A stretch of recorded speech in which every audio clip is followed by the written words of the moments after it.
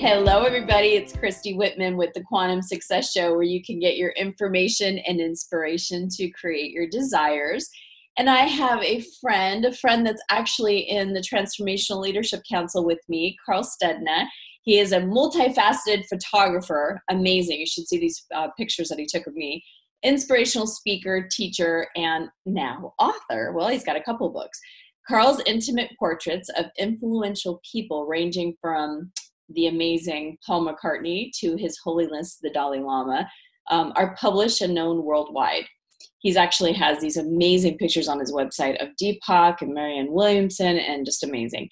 So his innovative work, the LuminEssence Method, teaches a new paradigm for radiating, the light that resides within, revealing each person's authentic gifts.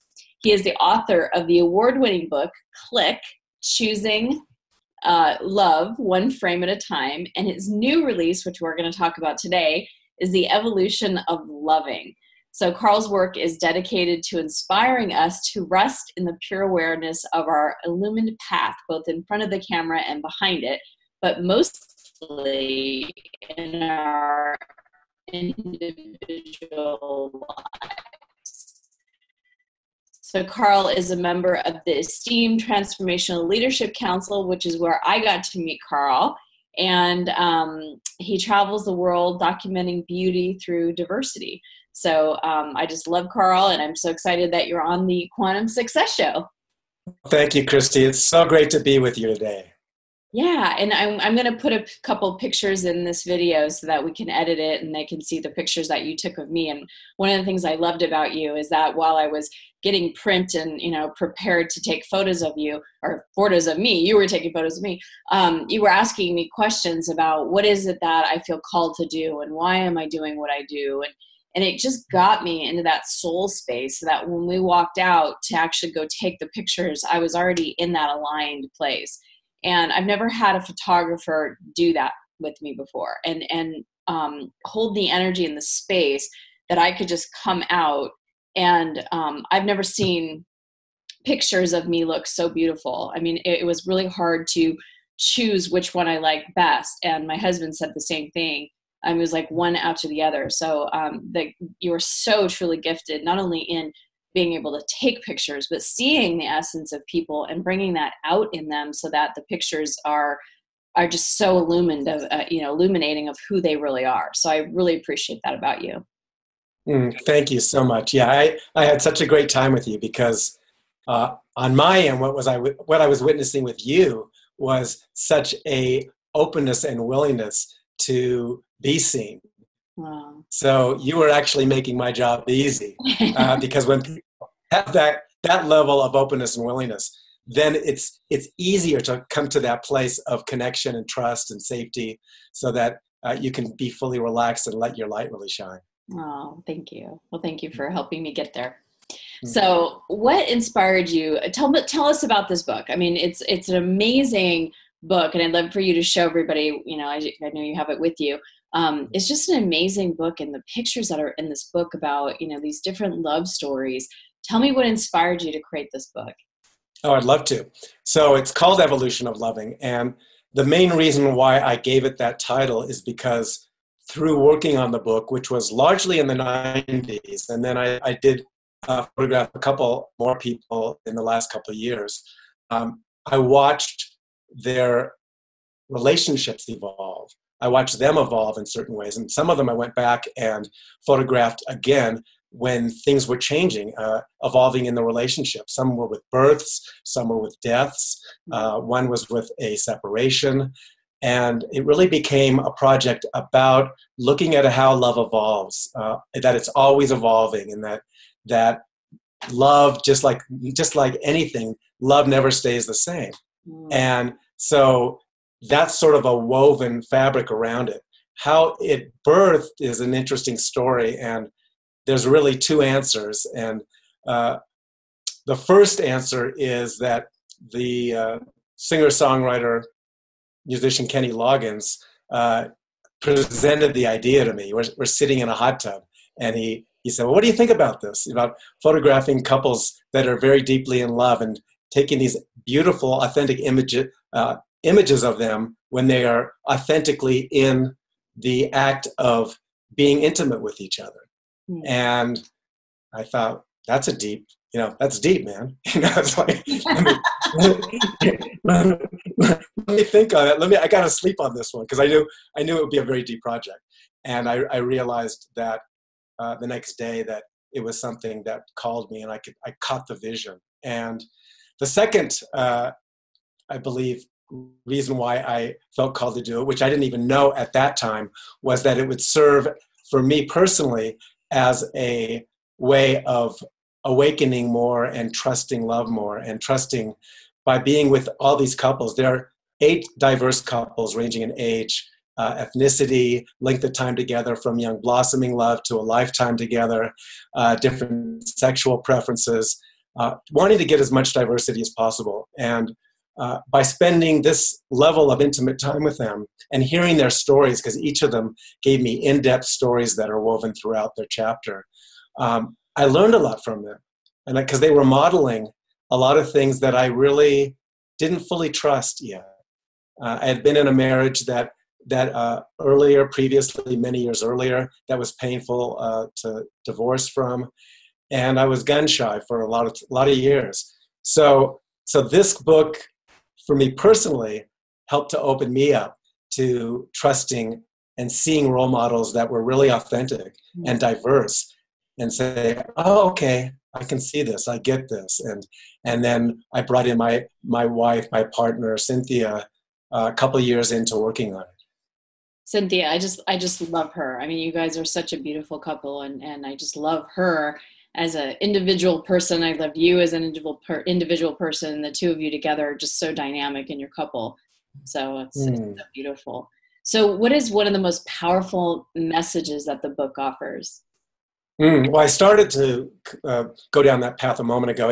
I think for me, the most powerful message that is woven in every couple, and that I think is evoked for, you can help but feel it, pictures, and see it in the text, is going more deeply into how do I trust love? What does that mean? What does it mean to really open up and allow myself to be willing to trust, with another person, and trust within myself that I can be that vulnerable, that I can open myself up and be raw, and that it can be safe. So that fabric of trust is one that I think is the most poignant throughout the entire book. That's so true, because it's like, love is energy, right? And it's one of the highest energy and vibrations in the universe. And yet we as a species, as human beings, we have so many just projections and definitions on what love is. And it's scary. And, it comes with betrayal, or it comes with hurt, or it comes with disappointment or frustration. And the energy of love is just pure, expansion. And that's right. Yeah. And agape love is just pure expansion, totally unconditional. And I'd say another element that I would want to add into that is that it was very clear with all these couples that another element that was cohesive is that there has to be the mutual willingness to grow. That has to be there. If you've got one person that's wanting to grow and expand and be open and vulnerable, and the other's too afraid or shut down, you're going to keep hitting this wall. So it has to be mutual, and you have to always be willing to go deeper, and to dig deeper, and to explore, and to go into those places that don't feel comfortable at times. And that's where the expansion continues to happen. Yeah. It's so funny, because for years I would ask couples that have been together for, 10 years or more, I'd say, what's the secret? I was always curious, because I wanted to have a very different relationship than my mom and dad had, yet they've been married for, 61 years. But I would always just want to have a very different relationship from them. But I would ask people that seemed to be in a relationship, for a long period of time that was, happy. A lot of people would say, oh, it's communication, or it's having fun together, or it's this or that. And my girlfriend, Dawn, her parents have been married together 61 years and they, have a really beautiful marriage. And she said that her mom said exactly what you're saying. It's the willingness. If you don't, when you lose that willingness to continue to work on your relationship and to work on yourself at whatever the relationship brings up, if you're willing to have that type of willingness, then you can make it through. You can make it through the expansion and contraction of whatever's happening in this dynamic, in this relationship. So it's so true what you're saying. Mm-hmm. Yeah. And the eldest couple in the book, Carla and Walter, who were in their 80s when I photographed them, they also taught me something, because they had been together at that time about 55 years. And they'd be bickering with each other. We'd be sitting down having this interview, and and something would come up and go, no, I don't think so. We go back and forth. And I asked them about that, and like, how do you resolve times when you're at odds with each other, or how do you work through the differences? And they said something very profound, kind of simple but profound, and that was through the power of gratitude, continually coming back to being grateful for their partner, for Carla, or Carla for Walter. Having this level of gratitude for really seeing who that person is underneath all of that, and accepting in a way. It's just like accepting we've got differences. We've got personality differences. Walter was very conservative in a certain way in his self-expression. Carla was a total free spirit.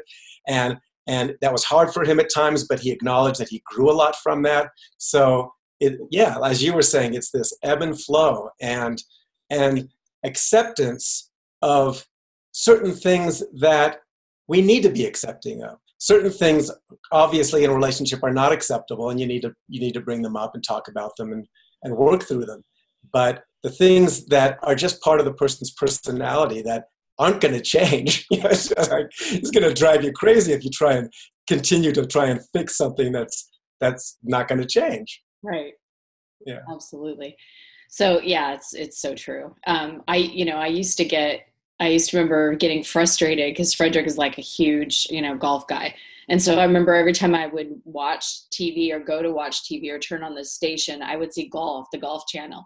And I used to get like, golf, and I'm like, why am I resisting golf? Even though I don't care for it, like it's something that he loves, and I'm like, that's a reminder that the man that you love is like he was here. And so I totally shifted my perspective. And now anytime I turn on the TV just for like a 20-minute thing or whatever, and I see it's on the golf channel, I'm like, oh, he was the last one watching TV. And it's like, I hope it's like a different perspective.